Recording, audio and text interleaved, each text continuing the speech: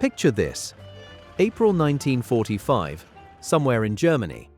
You're a tank commander buttoned up inside a King Tiger, the most powerful tank ever built. Allied shells slam into your frontal armor and bounce off like raindrops. Your 88mm gun can kill anything on tracks from a mile away. You feel like a god of war. Then your engine coughs, sputters, and dies. Again. For the third time today. You're out of fuel, the transmission is screaming, and you're too heavy for the bridge ahead. Welcome to the bunker. I'm Professor Von Blunder, and today we're ranking the 5 most powerful tanks of World War II and discovering why most powerful didn't always mean most useful. Let's start at number 5 and work our way up to the mechanical nightmares at the top. At rank 5, we have the Soviet T-34-85, the reliable workhorse that won the war through sheer stubbornness and mass production. This medium tank rolled off Soviet assembly lines by the thousands, with an upgraded 85mm gun that could actually hurt German heavy armor, plus sloped armor that made it tougher than it had any right to be for its size. In engineering terms, sloped armor means the shell hits at an angle and slides off like a sad pancake instead of punching through. Brilliant, simple, and the Soviets cranked them out faster than Germany could destroy them. The T-34-85 was like a Honda Civic. Not fancy, but you could build 10,000 of them and they'd all still be running when the war ended. The Soviets accidentally made it cooler by making it practical. At number 4, the German Panther, or Panzer V if you're feeling formal. This medium tank combined excellent sloped armor, a high-velocity 75mm gun that could punch through most Allied tanks, and mobility that actually let it show up to battles on time. Many historians argue it was the best all-around medium tank of the entire war, balancing firepower, protection, and speed without tipping into the realm of absolute insanity. It was the Goldilocks tank. Just right, assuming you ignore the part where it still broke down, more than the Allies wanted it to. At number 3, we meet the Soviet IS-2, named after Joseph Stalin himself because subtlety was not invited to this party. This heavy tank was built with one job: smash fortifications and enemy armor into dust using an absolutely massive 122mm gun backed by thick frontal armor.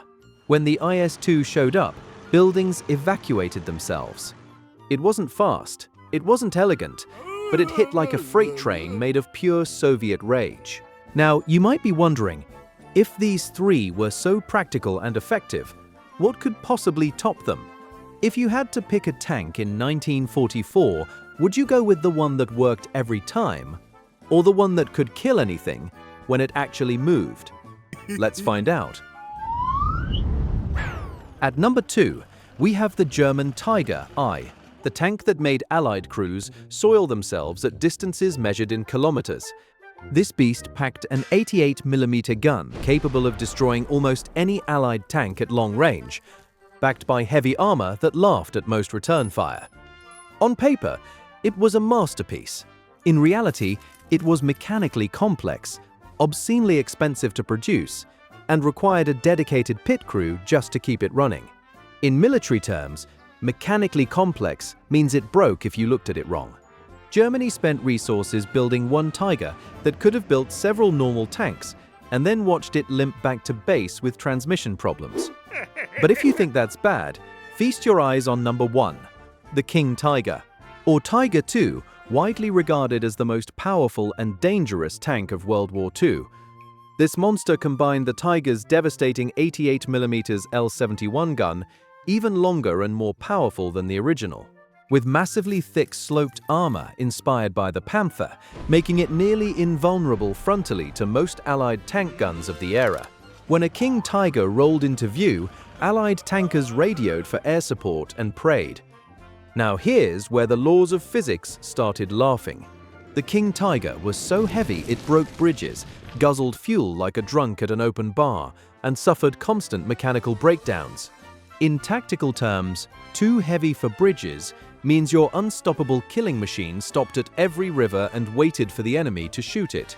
The King Tiger was like owning a Bugatti in a world with no paved roads and one gas station. All of this made it the perfect tank, assuming you never needed it to, go anywhere. Private Timmy, demonstrate. Timmy's King Tiger test inside the bunker. Minute 1, perfect. Minute 5, still perfect. Turret traverse, smooth as butter. Minute 10, out of fuel. Minute 11, transmission explodes. Minute 12, it's now a 70-ton paperweight blocking the only exit. Would you rather have a tank that could survive anything, or a tank that could actually arrive at the battle? We're still trying to move it. The King Tiger is still there, by the way. Timmy and I have built a small camp behind it. We're considering declaring independence. Time for the stupidity meter. Money wasted, 8 out of 10. The King Tiger cost as much as 5 normal tanks, burned fuel like it was going out of style, and spent most of the war broken down or abandoned because it was too heavy to recover. Enemies killed, 2 out of 10. When it worked, it was absolutely lethal, but it barely ever worked, so its actual combat impact was shockingly low compared to the investment. Collateral damage to Timmy, 6 out of 10. Timmy is now trapped in the bunker, slowly starving behind a 70-ton monument to over-engineering. If you could design the ultimate World War II tank, would you go for unstoppable power or something that actually ran? Let me know in the comments. And please send food. Timmy and I are still trapped behind the King Tiger.